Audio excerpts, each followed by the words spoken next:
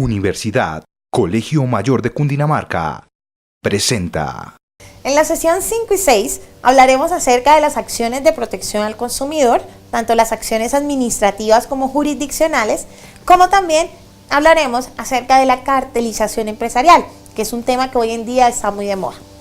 Bienvenidos a estas sesiones. La cartelización empresarial. Hoy en día está muy de moda oír hablar de cartelizaciones, de carteles, el cartel de los pañales, el cartel de los cuadernos, etc. Pero ya hemos hablado de competencia, ya hemos hablado de consumidores, pero en sí recordemos un poco nuevamente el tema de la competencia. Habíamos hablado que competencia es la rivalidad entre empresas que participan en un mercado aplicando sus mejores estrategias y que éstas pueden minimizar sus costos, maximizar sus ganancias y que mantienen activo a sus empresas rivales. La ley o el decreto más bien 2153 de 1992 estableció la definición de acuerdos anticompetitivos y la ley lo estableció como todo contrato, convenio, concertación, práctica concertada o conscientemente paralela entre dos o más empresas. Los acuerdos pueden ser expresos o tácitos. Por ejemplo, hay acuerdos expresos cuando los competidores realizan pactos para eliminar los riesgos propios de la competencia, o tácitos en la legislación colombiana se presentan en forma práctica, concertada, consentimiento paralela. Por ejemplo, cuando dos empresas se ponen de acuerdo para fijar los precios, que es el más común. En esto la SIC ha empezado investigaciones para establecer carteles, por ejemplo, como el del cemento, el del azúcar, el del arroz, chocolate, combustibles, tiquetes aéreos, tarjetas de crédito, empresas prestadoras de servicios de salud, empresas de vigilancia, pañales, papel suave, cuadernos y demás. Son empresas que la superintendencia ha investigado y que en muchos casos ha logrado imponer sanciones porque se ha logrado descubrir que las empresas lo que hacen es fijar unos precios para obtener unas ganancias similares y realmente no competir, lo que va afectando directamente al usuario. Pero otra forma de cartelización es la repartición horizontal de los mercados. ¿En qué consiste eso? En que las partes se ponen de acuerdo en dónde se dividen los mercados. Es decir, las partes se ponen de acuerdo en el segmento de mercado en que cada una entra a competir y no entran a intervenir directamente la una con el mercado de la otra. Por ejemplo, el cemento. Encontrábamos cementeras que estaban en lugares o territorios muy puntuales y no se encontraban en otros. Y una tercera forma también de cartelizaciones más investigadas es la que tiene que ver con repartición de cuotas. Por ejemplo, esto pasaba mucho en el cemento o en el azúcar. Lo que hacían era repartirse cupos o cuotas muy específicas dentro del mercado para poder participar y todos obtener ganancias. Otra forma de cartelización es la repartición o la limitación de las fuentes de insumos. Por ejemplo, en el sector de azúcar, era una de las investigaciones que más tenía la SIC frente a esto. Lo que hacía el sector azucarero era limitar los insumos que recibían a otros competidores, es decir, no permitían que sus proveedores le vendieran a nadie más, sino a aquellas personas que estaban dentro del acuerdo de cartelización.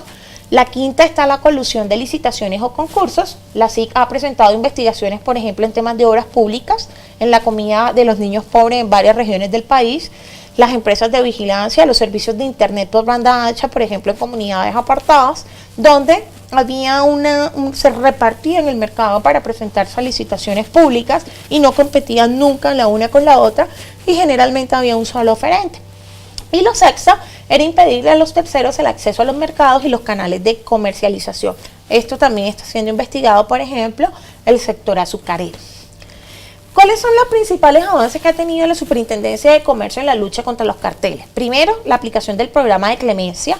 Digamos que el programa de clemencia fue introducido con el artículo 14 de la ley 1340 del 2009. En el 2014 se presentó la primera aplicación del caso y fue el famoso caso de los pañales, en el cual salieron unas investigaciones formales en los mercados del papel suave y cuadernos. La autoridad otorgó un 100% de inmunidad al primer aplicante y un 50% de inmunidad al segundo. ¿Esto para qué? Por tal de que confesara. En segundo lugar, se incrementaron las sanciones y los términos de caducidad. La ley 1440 de la que estamos hablando le dio un término de caducidad de 5 años a la Superintendencia para investigar acciones. Le dio un término de caducidad de 5 años a la Superintendencia para investigar acciones de todo lo que tiene que ver con lucha contra los carteles. El mejoramiento de técnicas de investigación. La SIC ha perfeccionado las técnicas a realizar Dan Ryder y ha establecido un completo laboratorio forense de alta calidad.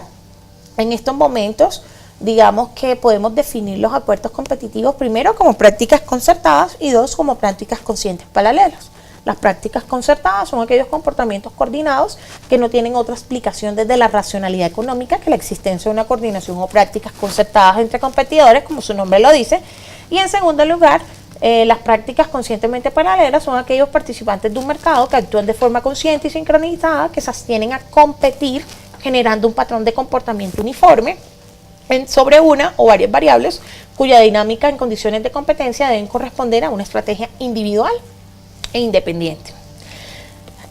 Los acuerdos hoy en día se encuentran prohibidos de dos maneras. El artículo primero de la ley 155 de 1959, en concordancia con el artículo 46 del decreto 2153 de 1992 y el artículo 47 del decreto 2153 de 1992.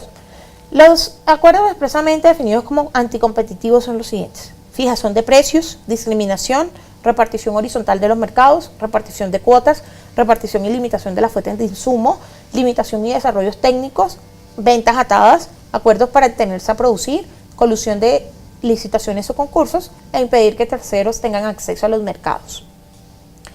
En el sistema de análisis funciona de la siguiente manera. Primero, debe ser utilizada por la autoridad cuando la conducta investigada no se encuentre expresamente prohibida en la ley. En el segundo caso, el sistema de análisis debería ser algo similar como las reglas de la razón. Por esto la SIC define el mercado relevante, analiza la naturaleza, el propósito y el efecto del acuerdo con el fin de establecer en un test de balanceo y de razonabilidad para saber si de verdad hay una conducta anticompetitiva.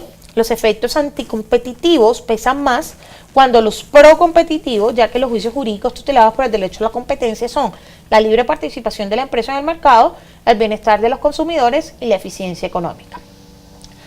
La labor de la autoridad, digamos que la SIC se centra en demostrar la existencia del acuerdo y el sistema de análisis. Aquí sería una más regla de lo que se trata de demostrar es una regla de la ilegalidad de lo que se hizo.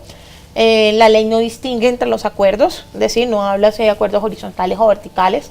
Digamos que la ley solo habla de aquellos que vulneren. Por lo tanto, aquí juega un papel fundamental la razón de la entidad y de los investigadores para poderlo determinar. Y aquí todos los acuerdos están prohibidos. Y ese es el punto más importante. Uno de los acuerdos que digamos que más se da en Colombia, o una de las prácticas empresariales que más está prohibida en Colombia, son los monopolios. Recordemos que la Constitución Política Nacional establece que las prácticas monopolísticas absolutas están prohibidas. Habla acerca de la prohibición de los monopolios y las prácticas monopolísticas. Imponen la obligación para que la ley castigue severamente a las autoridades y las autoridades persigan la eficacia de dichas prácticas, la libre competencia y la concurrencia, así como prevenir, investigar y combatir las prácticas monopolísticas. Por otro lado, recuerda que también la norma nos habla acerca de la competencia perfecta, es decir, muchos compradores, muchos vendedores, un bien homogéneo, no existe diferenciación, los agentes son tomadores de precios, no hay barrera de entradas, no hay barrera de salidas, las decisiones de los agentes se basan en un comportamiento racional, se maximizan los beneficios de la firma, se maximizan las utilidades, es decir, eso es una competencia perfecta. ¿Qué sería un monopolio puro? Un único vendedor, no hay sustitutos cercanos, determinador de precios, barrera de entrada, competencia en otros factores. Es decir, miremos que cuando hay un monopolio hay todo lo contrario. Cuando hay un monopolio no hay una libertad. Cuando hay un monopolio no hay un acceso libre, no hay una competencia perfecta. Entonces, por eso es que los monopolios tienen que ser controlados por el Estado, porque regula o restringe más bien la competencia. Hoy en día, digamos que en el mundo se hablan acerca de tres tipos de monopolio. El monopolio puro, como son el tema de los servicios, el monopolio regulado a través de las patentes o licencias, o cerca del monopolio, por ejemplo, aquellas empresas que son únicas competidores porque tienen un mercado sumamente amplio, que podemos decir que está rayando esa línea entre el monopolio. También hay casos donde no podemos hablar de monopolio, pero sí podemos decir que el vendedor es el determinador del precio y es cuando el precio está por encima del costo marginal. Entonces, por ejemplo, miremos esta gráfica que tenemos acá. Por un lado tenemos una economía a escala, es decir, con el monopolio natural, una economía mínima eficiente. Por otro lado tenemos las barreras legales de entrada, por ejemplo, los que tienen una patente, una licencia. por ejemplo, las propiedades del recurso esencial y las determinaciones de otras. Digamos que esa podría ser una de las barreras legales o lícitas dentro de un proceso económico, porque es que también tiene que haber una protección a la propiedad. Pero, ¿qué sería una competencia monopolística? Entonces miremos, ya acordemos el esquema que teníamos ahorita y ahora miremos esto. Tenemos un número relativamente alto de compradores y vendedores. Aquí hay una participación del mercado limitada, no hay colusión y no hay acciones independientes. En un segundo lugar tenemos productos diferenciados, es decir, atributos de calidad y servicio, localización, propaganda, reputación, branding y presentación. Y en tercer lugar tenemos fácil entrada y salida y variedad de productos. ¿Qué tenemos por un oligopolio? En un oligopolio tenemos varias empresas que se reparten el mercado, digámoslo así. Entonces, en primer lugar podemos hablar de pocas empresas, es decir, hay una interdependencia mutua. Tenemos modelos que usan de juego, John Nash, tenemos tendencias a colisionar y tenemos un incentivo a engañar. Entonces, una colusión, por ejemplo, tenemos la creación de carteles, la OPEP, conclusiones tácitas, tenemos las ilegalidades y los obstáculos, por ejemplo, la diferencia entre costos, demandas, número de firmas, engaños, potencial de entrada y leyes antimonopolio. Recuerden que para esta semana tenemos nuestra actividad número 6. En la última semana, que en un texto máximo de 2 hojas, ustedes deben dar su punto de vista acerca de las últimas sanciones impuestas por la Superintendencia de Industria y Comercio sobre los temas de cartelización. Y al frente ustedes deberán colocar su punto de vista acerca de cuál es esa sanción que deben darse a los consumidores. Es un gusto de verdad haber estado con ustedes y haber podido compartir a lo largo de estas 6 sesiones este curso de Derecho a la Competencia y de Protección al Consumidor. Espero que este recorrido por la Ley 1480 y por las demás leyes que protegen a los consumidores y los competidores en Colombia hayan sido de mucha utilidad. Espero verlos en una próxima ocasión para seguir hablando acerca de este mundo de los consumidores que cada día se vuelve más importante y cada día trae más adeptos. Hasta una próxima ocasión.